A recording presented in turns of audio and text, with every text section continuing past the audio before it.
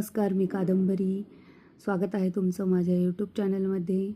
आपण भगवद्गीतेतले श्लोक बघत होतो. त्यातला अर्जुन विषाद योगमधला हा दुसरा श्लोक आहे, जो आता आपण वाचणार आहोत.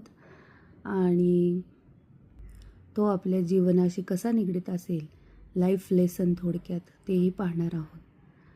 तर श्लोक असा की संजय उवाच दृष्ट्वा तु पांडवानिकं विडं दुर्योधनस्तदा आचार्यमुपसंगम्य राजा वचनम ब्रवीत.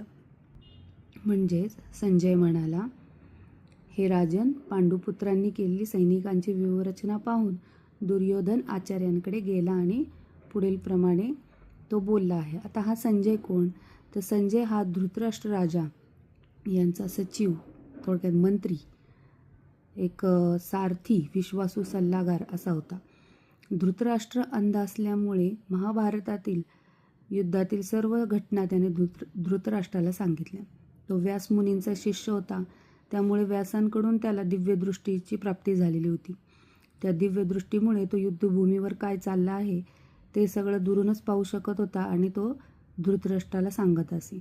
श्रीकृष्ण आणि अर्जुन यांच्यासुद्धा काय जो ज्यांचे जे बोलणं होत होतं ते सुद्धा तो धृतराष्ट्राला सांगायचा.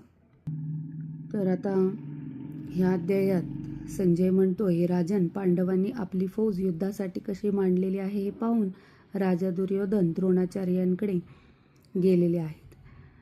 यांच्याकडे वस्तुस्थितीची जाणीव करून घेण्यासाठी गेलेले आहेत. दुर्योधन जरी राजा असला तरी त्याला गंभीर परिस्थिती उद्भवल्यामुळे किंवा थोडीशी आतून भीती वाटत असल्यामुळे त्याला सेनापतीकडे जावे लागले. तो आपल्या मनातील भीती लपवू शकत नव्हता.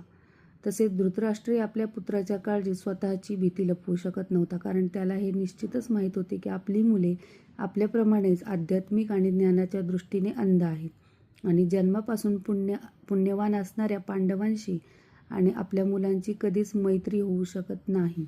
आणि म्हणूनच उद्विग्न झालेल्या धृतराष्ट्र राजाला प्रोत्साहित करण्यासाठी संजय त्यांचा मंत्री असा पटवून देतो की पवित्र धर्मक्षेत्राच्या प्रभावाखाली त्याचे पुत्र कोणत्याही प्रकारची तडजोड करणार नाहीत. हीच ती सुरुवात होती जिथे अहंकार, भय आणि रणनीती एकत्र येत होती. हा होता दुसऱ्या श्लोकाचा अर्थ. आता लाईफ लेसन आपण पुढच्या व्हिडिओमध्ये बघू. तोपर्यंत धन्यवाद. हरिओम.